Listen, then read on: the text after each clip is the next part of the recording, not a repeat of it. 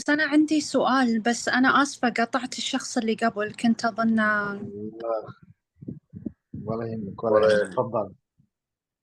أنا بس أبي أعرف، هل يعني الشغلات اللي بناخذها في الكورس أساسيات تخليني أنطلق في سوق العمل السعودي، أو بندخل على المادة على طول، أو مهم إنه يصير عندي مثلا خلفية بسيطة عن الديكور؟ هل في أساسيات المفروض تكون موجودة فيني قبل لا أنا أبتدي أو أفكر إني أنضم لكورس؟ طيب، انا سؤالك حلو جدا. انا ممكن اخلي باشمهندسة حنين هي اللي تجاوب. عشان باشمهندسة حنين دي تاني ورك شوب هي معانا، فهي تقدر هي اللي تتكلم بقى. مم. اتفضل يا هلا. باشمهندسة حنين. انت كده حطيتني في الموقف على طول. والله شوفي، انا استفدت مره كثير من الورشه وقاعده استفيد. ما ادري اذا انت قد دخلتي صدق قبل كذا وانت اصلا ناويه تدخلين في هذا المجال كشغل. مره بيفيدك في الشغل كارت دايركتنج وبشكل عام، وسب ديزاين بيفرق معك كثير. فانا ما ادري انت اصلا وش حابه، يعني ما اعرف انت وش توجهك. بس اذا توجهك سب ديزاين وارت. أيوة، تصميم مناظر سينمائية. يعني أنا في فيلم بيعرض، مثلا فيلم سعودي خلينا نقول، حلو. آه، أخذ السيناريو ومن الشخصيات والموضوع اللي هم بيتكلمون فيه، أنا أختار الوقت والمكان وأنسق الضوء مع الصوت، فهمتي علي يعني؟ آه، فاهمه عليك. أيوة. بحيث أنه هو السينما نصها أداء ونصها شكل، يعني شكل ياخذ العين زي لون الأثاث واختيارش للمكان هل مناسب للموضوع اللي بيطرح في هالموقف نفسه في السيناريو. فهمتي علي صح؟ ايه فاهمه عليك. اي انا فادني مره كثير، لاني كمان قبل كنت ماخذه بالآرت. احس هذا فادني زياده. أمم. أنا الكلام هذا للناس المصريين اللي معانا. أنا بديت أتابع يعني، أو يشدني موضوع تصميم الديكور السينمائي من 2019، من كورونا بديت أطالع وأميل للأفلام والمسلسلات المصرية. أشوف تدقيقهم على الديكور السينمائي يحببني إني أنا أستمتع. أنا مش قاعدة أطالع المشهد بس، أنا أستمتع فيه. مرات حتى يجيني فضول أبحث مين المصمم الديكور لهذا المسلسل وأشوف أعماله يعني. فالموضوع بدأ معاي من المسلسلات والأفلام المصرية الجديدة طبعا. فاشتركت في هالدورة، وما أدري اختياري لهالدورة هو الصح والمكان المناسب ولا لا. ما بتسألي هنا زملائك المصريين، ولا بتسأليني أنا على المستوى الشخصي، ولا بتسألي باشمهندسة حنين؟ ما أعرف أنا أسأل مين، أنا ما أعرف يعني. طيب. حلمي.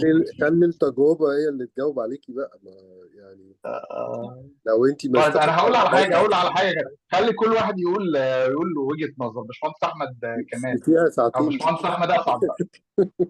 اه تمام. يلا، هو قول وجهه انا نظرك، شايف ايه؟ بصراحه المحاضرتين اللي حضرتهم لا استفدت منهم كتير.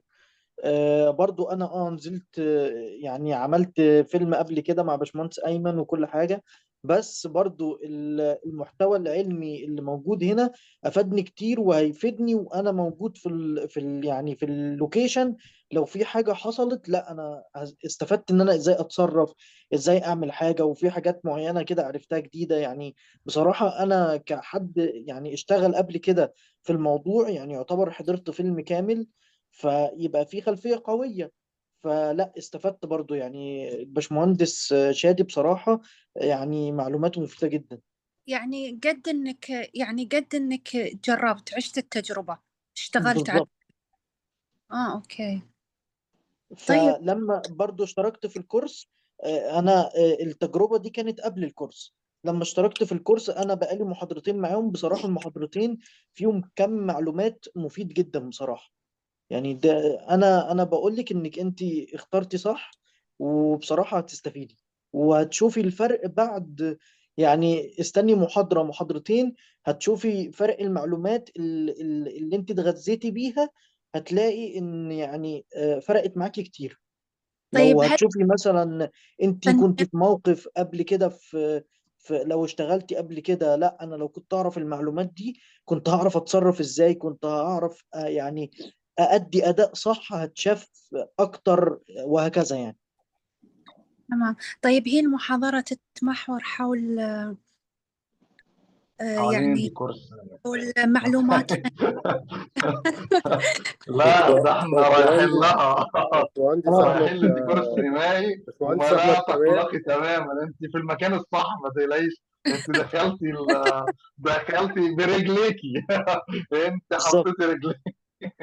باشمهندس احمد كمالي، صح كده؟ ايوه مظبوط. اه. اه. انت وفي عندك تنضم للاضاءه يا دلوقتي. باشمهندس. ايه يا فندم؟ بقول عندك لك انت تنضم باشمهندسة للاضاءه على طول. تحت امرك. تحت امرك، الله يبارك فيك. باشمهندسة ريم بقى تقول لك يلا قولي وجهة نظر. يلا حابة اسمع. هو انا اصلا كنت بدور الدبلومه او اي حاجه لحضرتك من ساعه. انا المفروض اصلا متخرجه في شهر 7 عامه، من تصميم داخلي واساس، حاجه بعيده خالص عن الكلام ده. بالضبط. فاحنا كل سنه بيبقى عندنا مثلا في الدراسه بيبقى في ماده ديكور سينما، ديكور مسرح، ديكور تلفزيون. فانا اكتشفت ان انا بحب الموضوع من المواد دي، بس ما فيش يعني ما كانش فيه دراسة للحاجات دي. فأنا كنت ظهر لي دبلومة لباشمهندس شادي من سنة، بس أنا ساعتها ما كنتش فاضية، كان الوقت مش مناسب. فأنا بعد ما خلصت على طول كنت بدأت أدور على اسم باشمهندس شادي عامة، اللي هو بيعمل إيه. حضرتك بتدي فين دلوقتي في أي حتة. ربنا يخليك. فأنا لقيت الدبلومة دي. يعني من اول مره او من تاني مره وانا حاسه ان انا بعمل حاجه اللي انا بحبها، او انا بعرف فعلا الحاجات اللي انا فعلا عايزه اعملها، او ان ده المجال فعلا اللي انا عايزه اكمل فيه، او ده الحاجه اللي انا عايزه اشتغل فيها. من المعلومات اللي بتتقال ومن كل حاجه بتتقال، هي بتفتح لك عالم مختلف تماما عن اي حاجه انت ممكن تكوني درستيها ليها علاقه بالمجال ده، او باي حاجه قريبه منه، سواء بقى في الفنون، تصميم داخلي، اركيتكتشر، اي حاجه. هي بتبقى حاجة مختلفة تماما عن ده. معلومات جديدة ومعلومات مفهومة ومعلومات بتبني لك أساس لحاجة انتي هتشتغلي فيها بعدين، تبقى حاجة كويسة يعني. يا رب إن ف... شاء الله. أنا على بشكرك جدا فكرة طبعا ده باشمهندس ريم وباشمهندس أحمد طبعا. اتفضل يا مصر باشمهندس. اتفضل يا باشمهندس فاطين اتفضل. جيت مصر في 2022 واختبرت اختبارين. للأسف يعني ما اجتزت لأن وقت الاختبار كان ضيق. وقت التدريب كان ضيق. أنا جيت قبل الاختبارات بيومين أو 3، فما كان في وقت أتدرب زين، وما اجتزت الاختبارين في أكاديمية الفنون. آه، والله.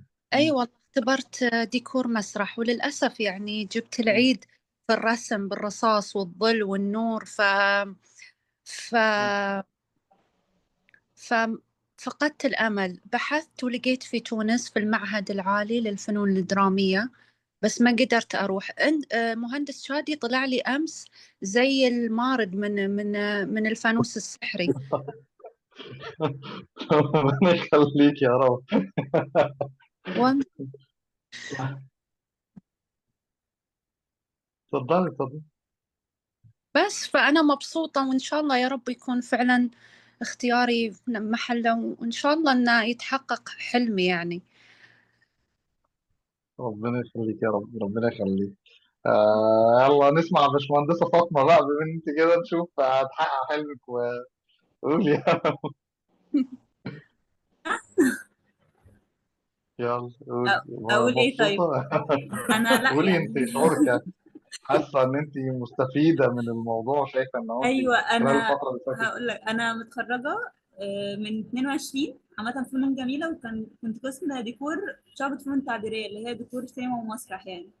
فكنت شايفه ان انا مش محتاجه عامه ان انا اخد ورشه ولا اي حاجه، يعني شايفه ان انا كبيره ان انا اخد ورشه عامه.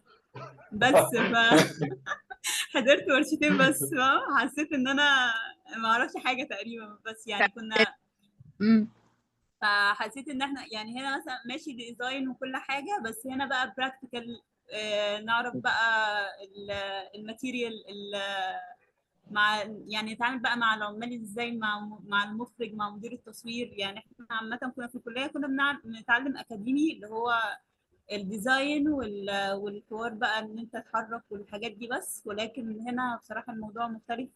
حسيت ان انا، يعني انا من 22 كان نفسي ادور على حاجة زي كده، بس انا كنت شايفة نفسي كبيرة ان انا اخد حاجة زي كده، لان انا اوريدي، يعني انا اوريدي متخرجة من حاجة زي كده، يعني متخرجة من ديكور سينما يعني.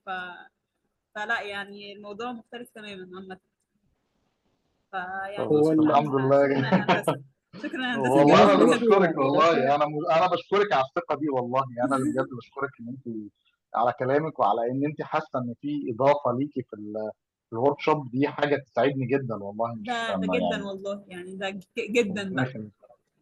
الله يكرمك يا رب، الله انا يكرمك، انا خلاص شايف يا وجامدين. هندسه ان مضمون الدوره دي اللي هو نظرتها يعني للمنظور العملي اكتر من ان هو كلام بيتقال وانك تاخد يعني معلومات عن المجال وبس. لا، هي منظورها في العملي اكتر.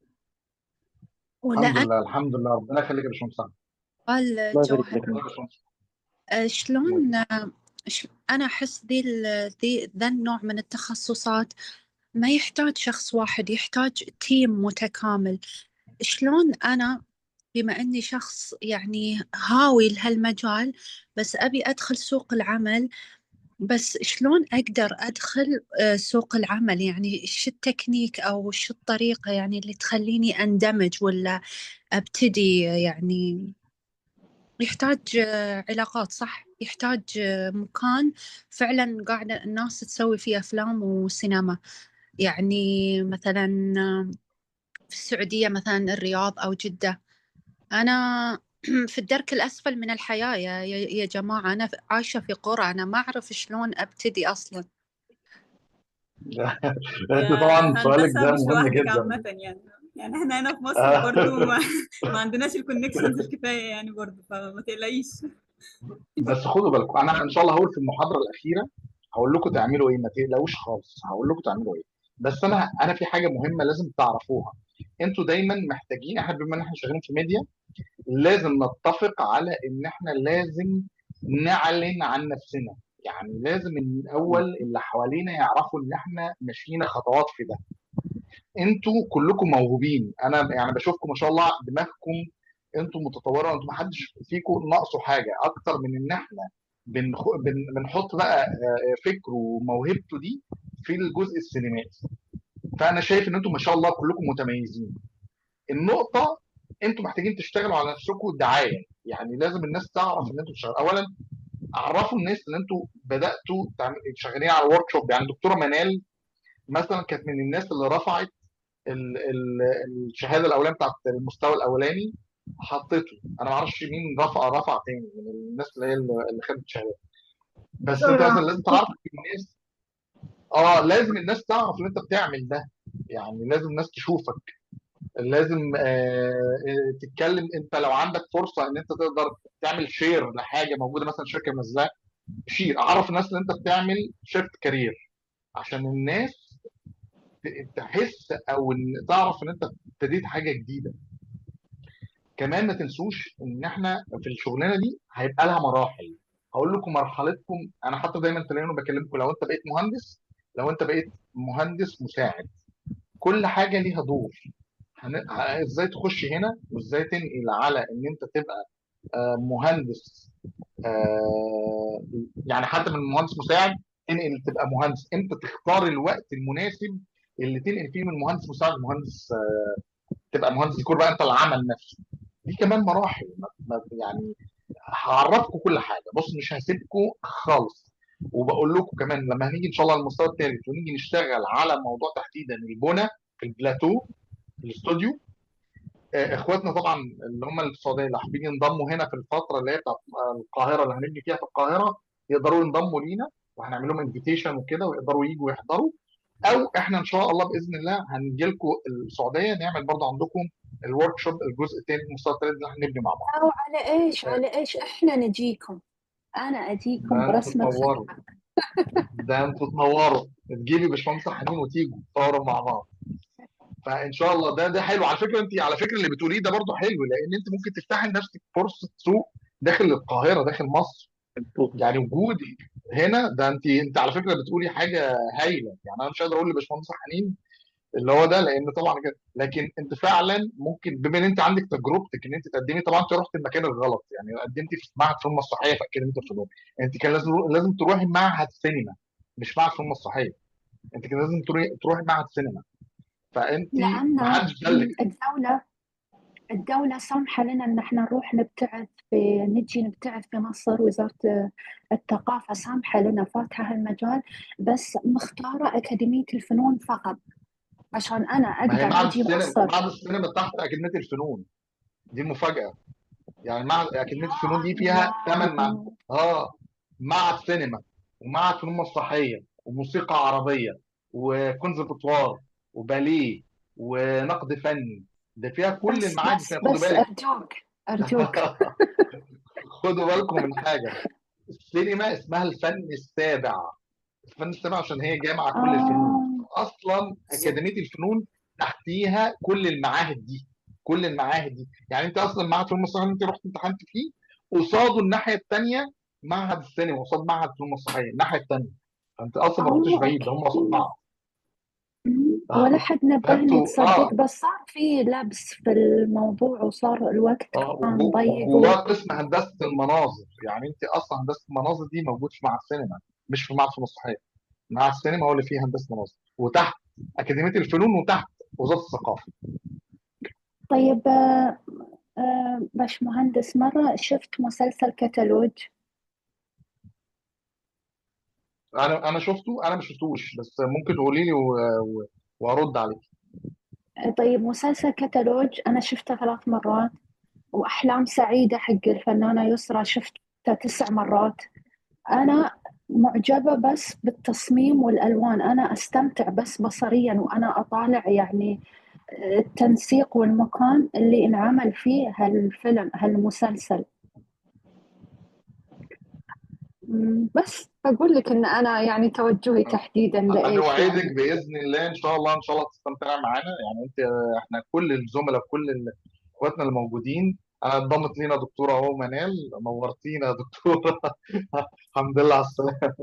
الله يسلمك طيب. يعني، بس انا بعتذر والله، بس في ضيوف بيجوا فجأة يعني لا ولا يهمك، الله يخليك. ولا يهمك، ولا يهمك. طيب ممكن بقى انت بما ان انت دخلت معانا، عايزك تقولي بقى. دكتوره منال هي دكتوره كمان في كليه فنون تطبيقيه، فهي تقول لنا بقى ورأيها ووجهه نظرها في الورك شوب او في الكورس بشكل عام. والله انا زي باشمهندسة ريهام تقريبا اللي قالت هي بتدور على باشمهندس شادي. انا بقالي تقريبا 3 4 سنين، اكتر من 4 سنين معايا الفيديو بتاع حضرتك اللي هو بتعمله ديكور وبيتشال. الفيديو السريع ده اللي بتعمله ديكور حاجة، والله ده بنزله للطلبة ايوه بتوعي صح، كل سنة. ربنا يخليك. يعني بستخدم الماتيريال يعني. انا عارفة ان في حق ملكية، بس حضرتك كنت حاطه على الفيسبوك فاخدته. لا لا لا خالص اه خالص. انا كان بس الفكره ان اوريهم شكل البانو، ان مفيش سقف، لان كان معظمهم برضو بيغلطوا ويعملوا سقف خرساني يعني. ف... صح فدي الفكره. فكان نفسي قوي ان انا لما اخد الماده دي ادرسها صح.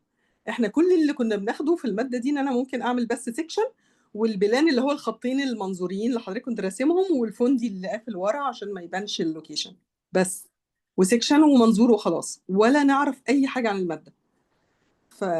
عن الموضوع ده يعني. وهي ماده بالنسبه لنا ماده كبيره، والبوينت بتاعتها عاليه في الجي بي اي، فمش معقول يكون هو ده ايوه المحتوى بتاعها. فانا بحب ان انا صح. الحمد لله يعني اذا عمل احدكم عمل ان يتقنه. فكنت داخله لقيت المحاضره الفري اللي كانت نازله، لان انا طبعا بعت لحضرتك اد من زمان، احنا فريند من بدري على الفيسبوك يعني. صح صح. فانا متابعه اي حاجه باشمهندس شادي تنزل على صفحته متابعاها. مجرد ما ربنا لقيت يخليك. المحاضره الفري دي دخلت فانبهرت صراحه. احنا في حته ربنا تانية يعني. يخليك. احنا ما نعرفش حاجه بجد والله يعني. احنا بناخدها اسما ان احنا خدنا ديكور سينمائي، بس في الواقع لا، لان اللي بيدوها لنا يعني على يعني غير مؤهلين، وما حاولوش ان هم يشتغلوا على نفسهم يعني. بس فلما دخلت بهدف ان انا يعني ادرسها صح، لا لقيت ان انا لا، ده انا يعني دلوقتي عندي ثقه ان انا بعد الدورة دي إن شاء الله إن أنا ممكن أبقى مؤهلة إن أنا أشتغل في الموضوع ده، مش مجرد تدريس. بجد جدا حاجات ما كنتش جدا. متخيلة أتعلمها. مم. الله يخليك، اتفضلي اتفضلي. بجد. ربنا يخليك. فبجد يعني ربنا يبارك لحضرتك. أصلا الطريقة في الشرح والكلام يعني غير أي كورس الواحد حضره قبل كده صراحة. هو دي اكتر بجد حاجه الحمد بجد لله. يعني. يعني اكتر حاجه تهمني ان الله حضرتك يخليك. بتقولي ممكن تشتغلي في المجال، لان انا بجد دي أنا دلوقتي دي عندي اكتر ثقة إن أنا حاجه أقدر أشتغل في الموضوع ده يعني. دي اكتر حاجه تهمني انا، لان انا مش مم. عايز يكون الموضوع بالنسبه لكم مجرد دواء بتاخدوها وخلاص الموضوع انتهى. دايما بقول حاجه كده، مقوله مهمه جدا، ان الشغلانه بتاعتنا دي لازم تتبع فيها سياسه النفس الطويل. يعني انت طول مم. الوقت لازم تسعي جدا لحد ما اسمك يتعرف، ولحد لما تطلبي في اللوكيشنز، ولحد لما يبقى عندك اسم كويس. فده بياخد وقت وبياخد مجهود وبياخد الموضوع مش بيجي بالساهل كده يعني. أيوه. منهجية ففكرة حياة يا أستاذ أحمد، ايه منهجية حياة دي. ده حقيقي. والله مبسوط جدا يا دكتوره، والله من انت مبسوطه من طريقه الطرح الورك شوب، خصوصا ان احنا اونلاين. ففكره ان انت تقولي ان طريقه الشرح حلوه او ايجابيه بالنسبه لك، دي حاجه تسعدني جدا. يعني وتسعدني كلكم حضرتك يا انا رب مش كلكم متخيله كده. ان اقعد 4 5 ساعات اسمع كورس ايا كان صراحه.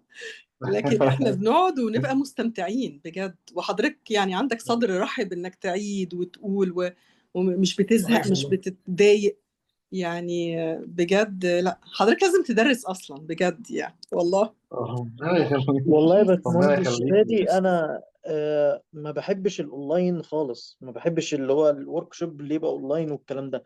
بس لما كلمت دكتور منال وسألتها وكده، بصراحة قالت لي كلام فادتني الثقة ان لا، انا خلاص، انا هدخل. وحتى يعني قلت لها استني الرد على اخر النهار. فعلا على قبل اخر النهار انا كنت بعت لها مسج: انا عايز اشترك، ابعتي لي اللينك، ابعت الفلوس ازاي؟ على طول. فبصراحة ربنا يعني، يكرمك ان شاء الله. وبرضو انا لما دخلت وحضرت المحاضرتين دول، فعلا طريقة الإلقاء وطريقة يعني إن توصيل المعلومة، وان حضرتك مهتم بان كل شخص توصل له المعلومه بالقدر الكافي والصحيح. ده بصراحه يعني دي اهم حاجه في المعلمين. يعني ده الاساس اللي اصلا ضاع من كتير جدا من معلمين الجيل ده. فعشان كده اللي طالع كله مش عنده التغذيه الكافيه. يعني ممكن تلاقي طالب وطالب في نفس الفصل، بس طالب طالع مستفيد وطالب مش طالع مستفيد، والمعلم مش همه الطالب اللي هو مش طالع مستفيد. فسبحان الله، صح. يعني حضرتك ما شاء الله عندك يعني قابلية توصيل المعلومة بقدر كافي وصحيح، يعني بصراحة يعني. ربنا يخليك يا باشمهندس احمد، والله الله ده يبارك من فيك. ذوقك وكرم اخلاق. ربنا يخليك يا رب. الله يبارك لك يا باشمهندس هندسة. عمر، الله يكرمك الله يكرمك. انا سايبك بقى.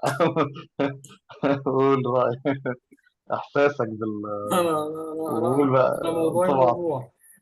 موضوع. أنا حاربت لا عشان ده أدخل الكورس. 30 ثانيه يا جماعه عشان نبتدي عشان نكمل أنا المحاضره. لا أنا بصراحة يعني الزملاء ما شاء الله يعني كلامهم كله والله أنا متفق معاه بزيادة. بس الحاجة اللي أحب أضيفها إن أنا فعلا الفرق بس اللي أنا حقيقي اللي أنا حسيته إن أنا كنت محتاج أعرف أكتر بشكل مهني من حد اوريدي ما شاء الله يعني زي باشمهندس شادي متوغل في الموضوع وفهمه وعنده تفاصيل وابعاد الصوره كامله يعني. فلا طبعا الحمد لله انا كواحد يعني دي مش مهنتي ولا سكتي، لكن انا حاببها وطول حياتي عندي شغف اتجاهها، وفضلت متمسك بالحلم ده لحد ما الحمد لله جت الفرصه. ومبسوط جدا ان الفرصه جت في وسط الجروب الجميل اللي انا معاهم ومع باشمهندس شادي. وطبعا استاذ احمد يعني خلف الكواليس يعني على راسي والله. فيا جماعه والله اتشرفت بيكم جدا. لا طبعا ومبسوط ومستفيد جدا جدا. وان شاء الله يعني عندي احساس ان هي تكون علاقه مثمره ومستمره، وهنتعامل يعني هنشتغل مع بعض وهيكون لنا حاجات مع بعض في المستقبل. وهو ده الهدف اللي انا شايف الكل شايف الموضوع بنفس الطريقه دي يعني. فشكرا يا الله باشمهندس شادي، يكرمك، والله طبعا الكلام اللي قالوه ربنا يخليك يا الزملاء باشمهندس. يعني ما يكفيش، لكن انا متفق مع كل اللي اتقال واكتر يعني. ربنا يخليك يا باشمهندس عمر، والله وكلامك يعني يسعدني والله جدا، وكلامكم كلكم الصراحه انا يعني مأثر فيا جدا وسعيد جدا، وان شاء الله وعدكم باذن الله اللي جاي اكتر، وان شاء الله تبقوا مبسوطين، ومش هخرجكم الا وانتوا يعني مهضمين كل حاجه باذن الله. اضافي ان احنا مش ان شاء هينتهي الله. يعني تعاملاتنا مع بعض بانتهاء اي ورك شوب، احنا مكملين مع بعض حتى بعديها. اي حد في اي وقت محتاج اي معلومه، اي صنايعي حتى فنيين يكلمني، في حاجه واقفه معاه مش عارف يعملها يعملها، لو عنده شغلانه وبيعملها ومزنوق وانا وكلمني وانا عندي الوقت هجيله اللوكيشن واقف معاه لغايه لما باذن الله يعني يبقى ان شاء الله الشغلانه ماشيه معاه كويس، ما عندوش اي مشكله خالص، خليني في ظهره يعني. فما تقلقوش خالص خالص ثقه يا يعني باذن هندسه، الله. ثقه يا هندسه والله. ربنا يخليك يا رب، ربنا يبارك فيك. انا عايز استاذ عبد اقول لا بس احنا بس الحميد. نحب حاجه يا ناكد هندسه. على باشمهندسه فاطمه، ناكد على باشمهندس فاطمه باشمهندسه راح فاطمه فين؟ بما انها لسه فين يا داخله جديد معانا، باشمهندسه؟ ان الكلام اللي انت بتسمعيه ده كله، الكلام اللي انت بتسمعيه ده كله بعد 3 محاضرات ها. فيعني نحب ننبهك اللي جاي اكبر بكتير. أنا زعلانة إني بديت متأخر، بس في نفس الوقت أقول يعني مو مشكلة، أكمل يعني مع مسيرتهم يعني، وأكيد إني بطلع بشيء حلو. لا ان شاء الله تطلعي وتبقي مبسوطه، وان شاء الله ان شاء الله يعني زي كلكم يا باذن الله. المهم اهم حاجه ان انتوا ان شاء الله تبقوا جامدين، وده ده اللي بس أنا هيفرقكم. أبي أشوف المهندس شادي، أنا أبي أشوفه، ما شفته. انا اهو، مش شايفاني؟ معلش. انا اللي أنت بكلم أوكي. انا. أنت اللي قاطعت من شوي، أنا آسفة. معليش، لا أنا خالص آسفة. خالص خالص، انت شايفاني انا عم بشاور لك اهو، بعمل الباشمهندس لك شادي مايك. اللي قاعد على مكتب، لأنه بس مهندس شادي. لازم يعني. هو قاعد على مكتب. انا هو. انت تتعاملي معاه مباشره اهو. فرصة سعيدة. الله يخليك يا باشمهندس فاطمه، ربنا يخليك يا رب. استاذ عبد الحميد هندي لك فرصه برضه، انا محتاج اسمعك يعني سريعا كده، اتفضل. يا باشمهندس انت عارف شهادتي عنك على طول، انت عارف ان انا كل مره بخرج انا بشكرك على طول على كل محاضره. يعني يا رب حتى يخليك. انا حتى قلت في المستوى الاولاني، وحتى انا كمان في المستوى الثاني انا لسه برضو بتعلم، وانا اقل واحد خبره ما بين زملائي. و... وان شاء الله اتمنى ان انا اتعلم من حضرتك كتير ان شاء الله. وفعلا انا ربنا اتخذت يخليك منك يا رب. معلومات تقدر تخليني دلوقتي اقدر انزل اتعامل مع اي حد في اللوكيشن او بره حتى، او حتى بيتعامل حتى في البيت عندي، ان انا مثلا عايز ادهن حاجه او عايز اعمل شغل في البيت، حتى اقدر اتفاهم معاه حتى لو يعني ايه موضوع جديد عليا، بس انا خدت المعلومات اللي تكفيني وتخليني ايه اتعامل مع اي شخص في المجال ده. الله يكرمك، الله يكرمك، ولسه انا سعيد والله جدا ومبسوط والله. معلومات كمان. ربنا يخليكم يا رب، وكلامكم يعني مش عايز اقول لكم يعني في قلبي، مش يعني مش في اي حته ثانيه بجد، سعيد جدا، ويا رب ان شاء الله تكونوا مبسوطين واللي جاي اكتر، وان شاء الله ان شاء الله باذن الله اوعدكم هتتبسطوا، وهقول لكم اسرار ومش هسيبكم خالص غير وانتوا جامدين لغايه ما تبقوا في السوق كده ونتنافس مع بعض، بس برضه نبقى بنحب بعض. باذن الله. باذن الله. الله يكرمكم يا رب. الله يكرمك، وما تقلقوش هقول لكم كل حاجه، حتى ازاي تشتغلوا في المجال وتعملوا يعني التطورات، كل حاجه انا معاكم لغايه لما تبقوا واقفين على رجلكم في المجال باذن الله. باذن الله. انا عايز اقول كمان تنضموا لزملائي للنقابه بس كمان ان شاء الله. اتفضل ان شاء اتفضل يا الله، باشمهندس انا احمد. عايز اقول لزملائي بس ان لو حد وصل او يعني وصل لدرجة يعني عالية في المجال او الكلام ده كله، لا ينسى الباشمهندس شادي والاستاذ احمد سامح من الدعاء. طبعا. الله يكرمكم يا رب، الله يكرمكم، دي اهم حاجه لان والله، ربنا يبارك فيك يا رب. لا احد ينكر فضل معلمه. يعني الله يكرمك. خليكوا دايما كده حطوها قدامكم ان اي هو حد هو ساعدكم في المجال معلمنا مهندس دايما شادي. لازم تدعوا له في اي وقت، يعني تفتكروه او هو في اي دائما صلاة او وأبدا الكلام ده. الشخص اللي مثلك يد العون ما تنساه مستحيل. طبعا بالأخص إذا كان يساعدك في تحقيق حلم يعني معين، تبي تقول للعالم كلها إن هالشخص ساعدني يعني ومد لي يد العون، صحيح. فأكيد بالظبط. يعني يعني انا الباشمهندس ايمن فتحي، انا الوحيد اللي يعتبر ان هو وافق ان انا انزل معاه في الفيلم والكلام ده، فانا بصراحة